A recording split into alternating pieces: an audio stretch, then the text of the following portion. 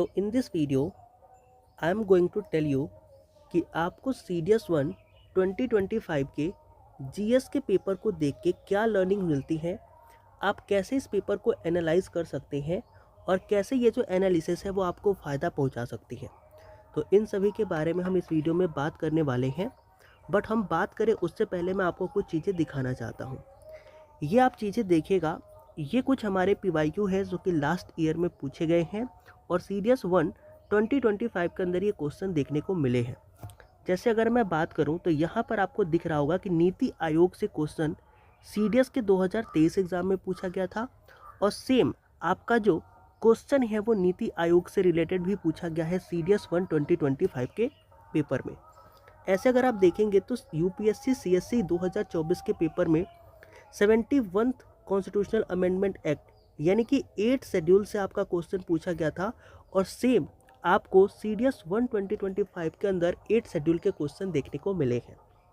Same ऐसे ही आप यहाँ पर ये सारे स्क्रीनशॉट देख सकते हैं। जैसे कि आपको यहाँ पर एक क्वेश्चन पार्लियामेंट से देखने को मिला है जिसमें कि असेंबली की सीट पूछी गई है CDS के अंदर 2018 में और CDS के अंदर ही 2025 में वापस से ये चीज़ पूछी गई है। सेम ऐसे ही अगर आप देखेंगे तो LDC के एग्ज़ाम में आपसे क्वेश्चन पूछा गया है कॉन्स्टिट्यूशनल अमेंडमेंट एक्ट से और यहीं पर वो क्वेश्चन वापस से पूछा गया है कॉन्स्टिट्यूशनल अमेंडमेंट से। यानी कि क्या है कि UPSC के अंदर जो क्वेश्चंस हैं उनके सोर्सेस अगर आपको पता है, अगर आप उन चीज़ों को पढ़ के जाते हो तो UPSC का दूसरा एग्ज़ाम जो होता है उसमें भी वहीं से क्वेश्चन पूछे जाते हैं। इतनी एनालिसिस तो आप समझ गए होंगे, आप सभी को पता होगा कि अगर हम PYQ को एनालाइज करते हैं, PYQ को पढ़ते हैं और PYQ को अगर समझ के अपनी स्टडी को वापस से करते हैं तो हमें ये तो पता लग जाएगा कि एग्ज़ाम में क्वेश्चन पूछने कहाँ से हैं और हमारे एग्ज़ाम में क्वेश्चन फिर वहीं से पूछे जाते हैं। अब ये चीज़ों के बारे में तो आपने देख लिया कि कैसे PYQ का एनालिसिस करके हम अपनी प्रिपरेशन कर सकते हैं और वहाँ से क्वेश्चन हमारे एग्ज़ाम के अंदर मिल सकते हैं। अब ये वीडियो CAPF वालों के लिए क्यों इंपॉर्टेंट होने वाली है, क्योंकि हम इस बार का जो CDS का पेपर है जो कि GS का पेपर है जिसमें 120 क्वेश्चन पूछे गए हैं, उन क्वेश्चन को देखेंगे कि क्वेश्चंस कहाँ से पूछे गए हैं, हमें अपने CAPF के लिए पेपर 1 के लिए किन किन टॉपिक के ऊपर ज़्यादा फोकस करना है। ठीक है, तो इन चीज़ों के ऊपर हम डिस्कस करने वाले हैं।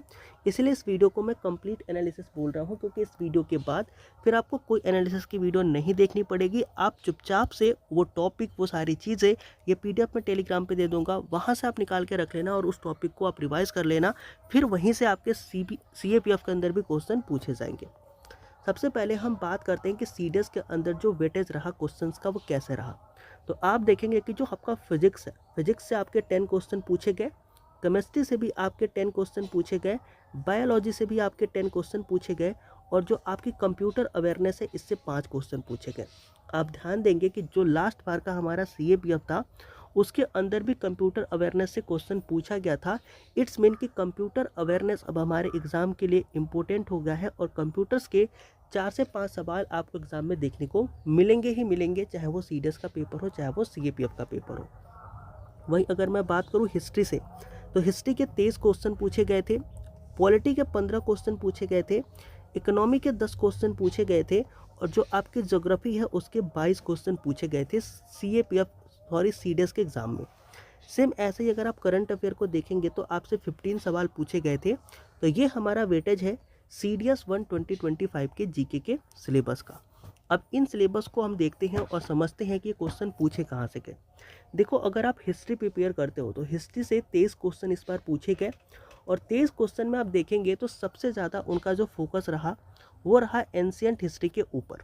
एंशिएंट हिस्ट्री से काफ़ी ज़्यादा सवाल पूछे गए जबकि आपकी मॉडर्न हिस्ट्री से सिर्फ 2 सवाल पूछे गए। एक तो पूछा गया रेड क्लिफ लाइन से और दूसरा पूछा गया था जो एक वुमेन ग्रेजुएट थी उनके ऊपर। ठीक है, तो ये क्वेश्चन आपसे पूछा गया था मॉडर्न हिस्ट्री के। तो मॉडर्न हिस्ट्री के 2 क्वेश्चन आए थे, पूरा फ्रीडम स्ट्रगल छोड़ दिया उन्होंने, कुछ नहीं पूछा वहाँ से, गांधी जी से कुछ नहीं पूछा।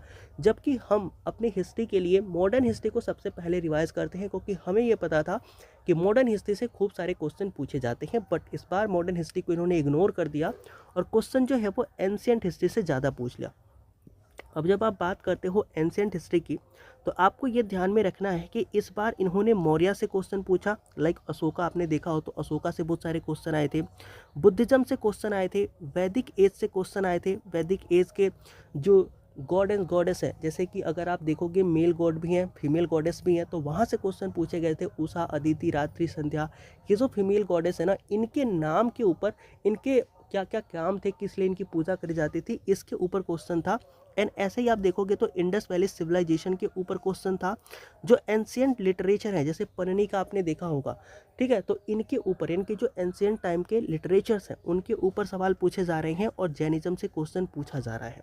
यानी कि जब भी आप रिवाइज करेंगे तो आपको इस बार एंशियंट हिस्ट्री पे थोड़ा फोकस करके रिवाइज करना होगा। आपको मौर्य, बुद्धास, वैदिक, इंडस वैली सिविलाइजेशन, उसके लिटरेचर एंड जैनिज्म, ये सारी चीज़ें आपको पढ़नी ही पड़ेंगी।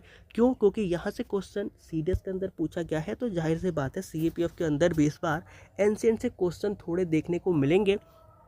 और जो क्वेश्चन देखने को मिलेंगे, जो टॉपिक हमने यहाँ बताए, उसके अलावा आप पूरी की पूरी देखो, इस बार गुप्ता डायनेस्टी से क्वेश्चन नहीं पूछा, बट क्या हम गुप्ता डायनेस्टी को छोड़ देंगे? ऐसा नहीं है, हमें पढ़ना होगा, हमें ये जानना है कि हमें मेहनत कहाँ करनी है। तो अभी आपको ये तो पता होगा कि आपको जो मेहनत करनी है ना, वो आपको कहाँ पे करनी है, वो आपको करनी है एंशियंट हिस्ट्री के ऊपर। तो एंशियंट हिस्ट्री के ऊपर आपको मेहनत करनी है। देन आपको मिडेवल के ऊपर मेहनत करनी है। देखो मिडेवल से आपके जो सवाल पूछे गए थे वो 8 सवाल पूछे गए थे, ठीक है। तो ये जो 8 सवाल पूछे गए थे ना, इसमें बुक्स से सवाल बहुत ज़्यादा पूछे गए थे। इट्स मीन कि आपको बुक्स के बारे में नॉलेज होनी चाहिए। और यहाँ पर अगर आप देखेंगे ना, तो हिस्ट्री के अंदर जो मिडेवल हिस्ट्री है, यहाँ से बुक से बहुत सारे सवाल पहले भी पूछे जा चुके हैं। लाइक रहला एक बुक है, उसके ऊपर भी सवाल आ चुका है। तो यहाँ पर बुक से सवाल पूछे जाते थे, पूछे गए हैं। तो आईने अकबरी से एक क्वेश्चन पूछा गया था और एक क्वेश्चन पूछा गया था अमीर खुसरो की बुक का। तो यहाँ से क्वेश्चन बुक्स के ऊपर आते हैं, तो बुक्स आपको ध्यान में रखनी है जब भी आप मिडेवल इंडियन हिस्ट्री को रिवाइज करते हैं। फिर हम जब बात करते हैं मॉडर्न हिस्ट्री की, तो मॉडर्न हिस्ट्री जैसे आप पहले पढ़ते थे अभी भी पढ़िएगा। इस बार का वेटेज थोड़ा सा कम हो गया है, बट हम कह नहीं सकते कि आगे बार का कम होगा या नहीं। बट हाँ, आपको जब एंशियंट हिस्ट्री आप नहीं पढ़ते थे, लेकिन इस बार से आप एंशियंट हिस्ट्री पढ़ना स्टार्ट कर दीजिएगा, क्योंकि यहाँ पर बहुत सारे क्वेश्चन आपको एंशियंट हिस्ट्री को देखने के मिले थे जब आप हिस्ट्री की बात करते हो सीडीएस के अंदर। वही हम बात करते हैं हम अपने ज्योग्राफी की। देखो ज्योग्राफी से टोटल 22 क्वेश्चन आपके एग्जाम में पूछे गए थे। अभी जो 22 क्वेश्चन थे ना, इसमें अगर आप देखेंगे तो वर्ल्ड ज्योग्राफी और साथ में इंडियन ज्योग्राफी, इन दोनों से ही क्वेश्चन पूछा गया था। अब देखो वर्ल्ड ज्योग्राफी और इंडियन ज्योग्राफी से जो क्वेश्चन पूछा गया था, उनमें हमें क्या क्या चीज़ें सिमिलैरिटी देखने को मिली और क्या क्या चीज़ें हमें ऐसी है जो कि पढ़नी चाहिए। तो सबसे पहले तो देखो, जब भी आप वर्ल्ड ज्योग्राफी पढ़ते हो तो आप मैप पे फोकस करते ही करते हो। तो मैप से इस बार क्वेश्चन पूछा गया था, रिवर्स और उसके लोकेशन से क्वेश्चन था। इसके साथ साथ नेशनल पार्क जो कि हमारे इंडिया के बाहर है, उनसे भी क्वेश्चन पूछा गया था। इट्स मीन कि वर्ल्ड ज्योग्राफी के अंदर हमें अब रिवर, लोकेशंस, जो हमारे ट्रायंगल हो गए, ठीक है, ये सारी चीज़ें हमें कहीं ना कहीं पढ़नी ही होंगी, ठीक है। तो उसके अलावा आपको नेशनल पार्क भी ध्यान में रखना होगा। आपको रॉक से क्वेश्चन देखने को मिला था, क्लाउड से देखने को मिला था, सॉइल से देखने को मिला था, अर्थक्वेक्स को देखने को मिला था, कोपन के क्लासिफिकेशन से क्वेश्चन था और ओशनोग्राफी से क्वेश्चन था। इट्स मीन कि जब भी अब आप अगर ज्योग्राफी रिवाइज करते हो तो आप मैप को प्रायोरिटी दोगे। इसके साथ साथ जो हमारे दुनिया के फेमस नेशनल पार्क्स हैं उनको भी एक बार से आप पढ़ोगे, उनमें कौन से स्पीसीज पाई जाती है वो भी आप ध्यान में रखोगे, क्योंकि यहाँ पर देखोगे तो गुरिल्ला टाइप का एक स्पीसीज थी, उसके बारे में क्वेश्चन पूछा था जो कि अफ्रीका का था। तो इस तरीके से क्वेश्चन पूछे गए थे। फिर रॉक से, सेडिमेंट्री रॉक से क्वेश्चन था, क्लाउड से था, फिर सॉइल से था, फिर अर्थक्वेक से था, कोपन क्लासिफिकेशन से था, ओशनोग्राफी से था। तो ये सारी चीज़ें तो हमें अब पढ़नी ही पड़ेंगी। इसके साथ साथ जब हम बात करते हैं इंडियन ज्योग्राफी की, तो इंडियन ज्योग्राफी के अंदर जो माउंटेन रेंजेस हैं, जैसे आपने काराकोरम, लद्दाख, झांस्कर वाला रेंज पढ़ा होगा, तो इससे क्वेश्चन पूछा गया था। इट्स मीन कि इस रेंजेस को तो आपको पढ़ने ही पढ़ने हैं, यहाँ से क्वेश्चन पूछे जा सकते हैं। पहले भी पूछे गए थे, इस बार भी पूछे गए हैं। जो इंडिया की रिवर्स हैं, उन रिवर्स की ट्रिब्यूटरी, इस बार आप देखेंगे कुछ ट्रिब्यूटरी ऐसी होती हैं जिनको हम पढ़ते ही नहीं हैं, जैसे गोमल हो गया। इस ट्रिब्यूटरी को हम ना most of the time skip कर देते हैं, बट इस बार उससे क्वेश्चन पूछ लिया गया।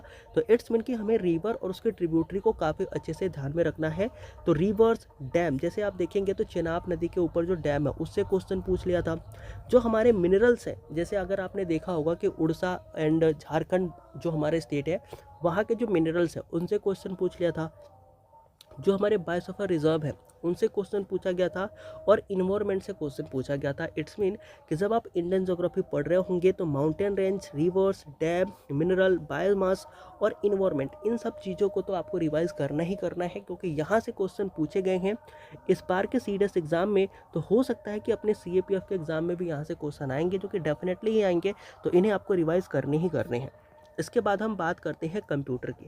देखो, कंप्यूटर एक नया सब्जेक्ट ऐड हो गया है हमारे पेपर के अंदर। पहले ये सीएपीएफ के अंदर आया और अब ये सीडीएस के अंदर आया।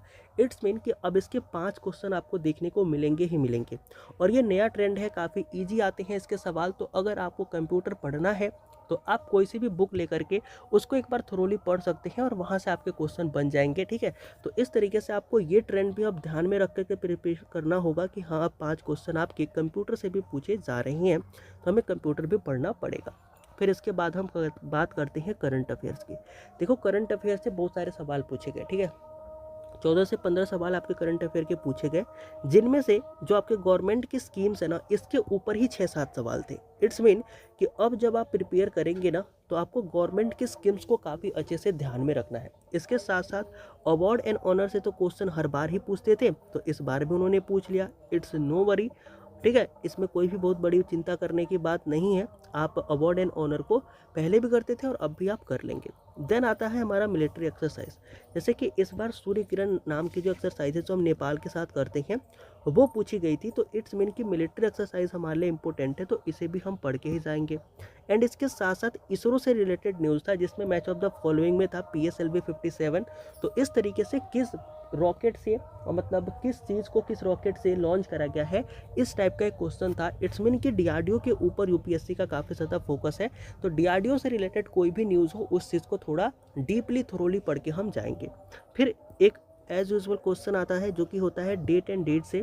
तो देखो, डेट एंड डेट से जो क्वेश्चन है, इसको भी आप पढ़ के जाना, क्योंकि यहाँ से भी क्वेश्चन पूछा गया था सीडीएस के अंदर। तो सीएपीएफ के अंदर भी यहाँ से क्वेश्चन जो थीम होते हैं वो सब पूछ लिए जाएंगे, और उसके चांसेस बनते भी हैं पूछने के। तो करंट अफेयर बिल्कुल एक्सपेक्टेड लाइन पे था, जैसे पहले आता था, इस बार भी वैसा ही आया है, इसमें कोई भी चेंज देखने को नहीं मिला। वापस अब हम बात करते हैं पॉलिटी की। देखो, पॉलिटी की जब हम बात करते हैं, तो यहाँ पर क्वेश्चन किससे पूछे गए? यहाँ पर क्वेश्चन पूछे गए अमेंडमेंट से। जैसा कि मैंने आपको दिखाया, 101 अमेंडमेंट से क्वेश्चन पूछा गया था, जीएसटी से जो रिलेटेड है, ठीक है। तो हो सकता है कि हमारे एग्जाम में ईडब्ल्यूएस से पूछ ले, ओबीसी से पूछ ले, या किसी भी चीज़ से पूछ सकता है वो, ठीक है। तो इस तरीके के अमेंडमेंट्स हमें ध्यान में रखने हैं, जो इंपॉर्टेंट अमेंडमेंट्स हैं, यहाँ से क्वेश्चन पूछे जा रहे हैं और पूछे जा भी सकते हैं।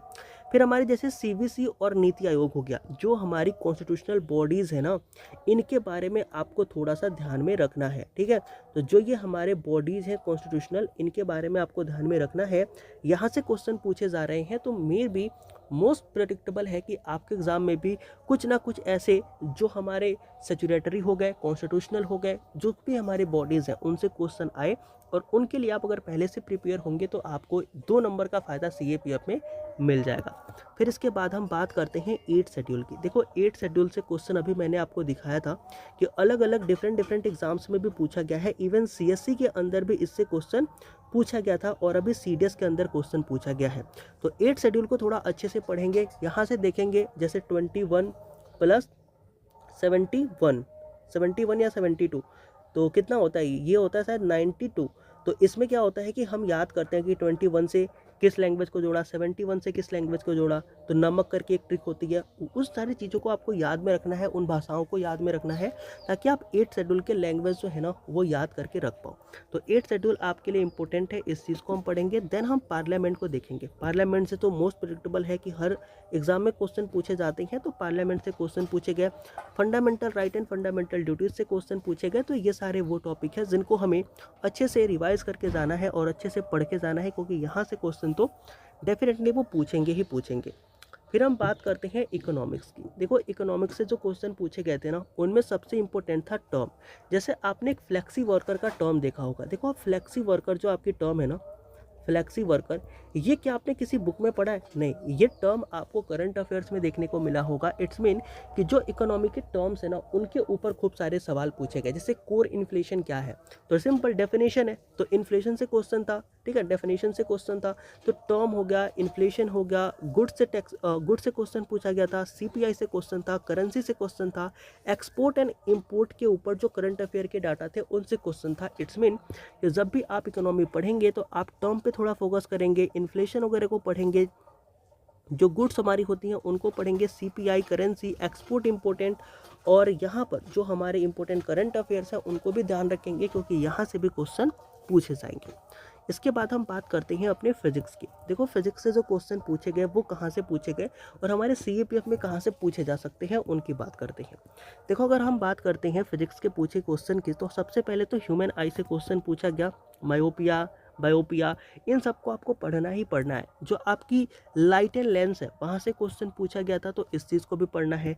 जो आपके फिजिक्स के इंस्ट्रूमेंट है उनसे भी क्वेश्चन पूछा जा रहा है, उसको भी पढ़ेंगे। एंड साथ में जो यूनिट एंड डायमेंशन है उससे भी क्वेश्चन आया था, तो उसको भी हम ध्यान में रखेंगे। इसके साथ साथ वर्क, पावर एंड एनर्जी, इससे भी क्वेश्चन था, वर्क से भी था, एनर्जी से भी था और पावर से भी था। तो इन चीज़ को आप क्या करेंगे, अच्छे से पढ़ेंगे, यहाँ से क्वेश्चन आपको देखने को मिल जाएगा। वहीं अगर आप देखोगे लेंस से, तो लेंस से बहुत सारे सवाल थे, ठीक है, 3-4 सवाल तो आपके लेंस से थे, 2-3 सवाल तो आपको ह्यूमन आइज से मिल जाएंगे। तो इट्स मीन कि आपको फिजिक्स में अच्छे खासे क्वेश्चन यहाँ से देखने को मिले हैं। न्यूटन्स के जो लॉ है वहाँ से क्वेश्चन देखने को मिले हैं। इलेक्ट्रोमैग्नेटिक इफेक्ट जो है, यानी कि इलेक्ट्रोमैग्नेटिज्म जो है, वहाँ से क्वेश्चन आपको मिला है। जो बायोंट फोर्स होता है वहाँ से क्वेश्चन मिला है, और भी बहुत सारे क्वेश्चन आपको फिजिक्स में देखने को मिले हैं। बट ये वो एरिया है जहाँ से क्वेश्चन पूछे गए हैं। इट्स मीन कि इन एरिया को तो हमें पढ़ना ही पढ़ना है। इसके बाद हम बात करते हैं केमिस्ट्री की। देखो केमिस्ट्री की जब आप बात करोगे तो रदरफोर्ड के एक्सपेरिमेंट से क्वेश्चन था, मेटलॉइड से था, डाल्टन के एक्सपेरिमेंट से था, कंपाउंड से था, आइसोबार से था, और इस तरीके से यहाँ पर क्वेश्चन पूछे गए हैं। तो यहाँ पर आपको क्या ध्यान में रखना है कि जो रदरफोर्ड हो गया, डाल्टन हो गए, इन सभी के मॉडल्स को हमें ध्यान में रखना है। जो मेटल वाला टॉपिक है वो हमें पढ़ के जाना है, जो हमारे कंपाउंड्स हैं उनको हमें पढ़ के जाना है, जो हमारे आइसोबार, आइसोमर ये क्या होते हैं इनके बारे में भी पढ़ के जाना है। और इसके साथ साथ 1-2 क्वेश्चन और भी थे केमिस्ट्री के, तो उन्हें भी आपको पढ़ के जाना है क्योंकि यहाँ से क्वेश्चन आपके सीएपीएफ के अंदर भी पूछे जाएंगे। जब हम बात करते हैं बायोलॉजी की, देखो बायोलॉजी का जो क्वेश्चन था ना ये इजी था, एक्सपेक्टेड लाइन पे था। जैसे कि अगर आप देखेंगे इंपॉर्टेंट फाइलम से क्वेश्चन पूछा था, जिसमें कि आपको पोरीफेरा जो है उस फाइलम से क्वेश्चन था। इसके साथ इंडोप्लाज्मिक रेटिकुलम से था, इट्स मीन कि सेल वाले टॉपिक से भी क्वेश्चन था। आपके लैक्टोज से भी क्वेश्चन था, सिस्टोलिक प्रेशर आपसे पूछा गया था, हार्मोन्स से क्वेश्चन था। इट्स मीन कि जो चीज़ें ना आप फिजिक्स, केमिस्ट्री, बायोलॉजी में पढ़ते थे उनसे बाहर से क्वेश्चन नहीं पूछा गया था। तो यहाँ पर क्वेश्चन आपको बिल्कुल वही देखने को मिले जो आप रेगुलर पढ़ते हो। इट्स मीन कि आपको फिजिक्स, केमिस्ट्री, बायोलॉजी में ज़्यादा परेशान होने की नीड नहीं है। जो आप पढ़ रहे थे वही पढ़ते रहो। आपके सीडीएस में भी वहीं से क्वेश्चन आया है, सीएपीएफ में भी वहीं से आएगा। बट जो चीज़ें आपको थोड़ी सी अपनी स्ट्रेटजी में चेंज करनी है वो रही ये कि आपको हिस्ट्री के अंदर थोड़ी सी एंसेंट हिस्ट्री पे ज़्यादा फोकस करना है, मिडेवल के बुक्स के ऊपर फोकस ज़्यादा करना है। इसके साथ साथ जो आपकी ज्योग्राफी है उसमें अब आप जो वर्ल्ड के नेशनल पार्क्स हैं उन पे फोकस करेंगे, उनके अंदर कौन सी स्पीसीज पाई जाती है उस पे फोकस करेंगे। जो उनकी रिवर्स हैं और रिवर्स के किनारे कौन कौन से सिटीज़ हैं उनको ध्यान में रखेंगे। साथ में जो हमारे सॉइल हैं वो तो हम पढ़ते ही थे, क्लाउड्स, रॉक, ये सब चीज़ें पढ़ते थे। कोपेन क्लासिफिकेशन थोड़ा पढ़ेंगे क्योंकि इस बार क्वेश्चन थोड़ा सा आएगा, और ओशनोग्राफी से क्वेश्चन आएगा, ये भी चीज़ आप ध्यान में रखिएगा। तो ये भी चीज़ें हम पढ़ेंगे। इंडियन ज्योग्राफी जैसे पहले आता था इस बार भी वैसे आया है। बट हाँ, कुछ चीज़ें जैसे कि मिनरल्स अगर आप छोड़ के जा रहे होंगे तो मत छोड़िएगा, क्योंकि मिनरल से क्वेश्चन एक्सपेक्टेड है कि पूछा जाएगा आपके सीएपीएफ एग्जाम के अंदर भी। कंप्यूटर आपको पढ़ना है, ये नया ट्रेंड जुड़ गया है अब यूपीएससी के पेपर में, तो ये चीज़ आपको ध्यान में रखनी है। करंट अफेयर्स में आप देखेंगे तो गवर्नमेंट की स्कीम के ऊपर आपको फोकस ज़्यादा करना है। पॉलिटी में ये सब चीज़ों के साथ साथ आप जो कॉन्स्टिट्यूशनल एंड स्टैट्यूटरी बॉडीज़ हैं उन पे थोड़ा सा ध्यान रखिएगा, यहाँ से क्वेश्चन आपको डेफिनेटली देखने को मिलेगा। इसके साथ साथ इकोनॉमी में जो करंट अफेयर हो गए और जो उसके टर्म्स हो गए उनको ध्यान में रखिएगा, वहाँ से क्वेश्चन मिलेगा। और बाकी जो आपकी साइंस है वो बिल्कुल एज यूजुअल है, नॉर्मल है, जैसा आप पहले पढ़ते थे वैसा ही है। बाकी इस पीडीएफ के लिए आप हमारे टेलीग्राम को ज्वाइन कर सकते हैं, जो कि है विस्ता 15660, ठीक है। ऐसे जाकर के आप टेलीग्राम पे सर्च करिएगा, आपको मिल जाएगा। अगर नहीं मिलता तो डिस्क्रिप्शन में लिंक भी है, वहाँ से भी ज्वाइन कर लीजिएगा। ये पीडीएफ मैं वहीं पर भेज दूंगा ताकि एक बार आप खुद से भी इस चीज़ को देख पाएँ। If you like the video please do like and do share with your friends, and मिलते हैं फिर नए वीडियो में। तब तक के लिए जय हिंद।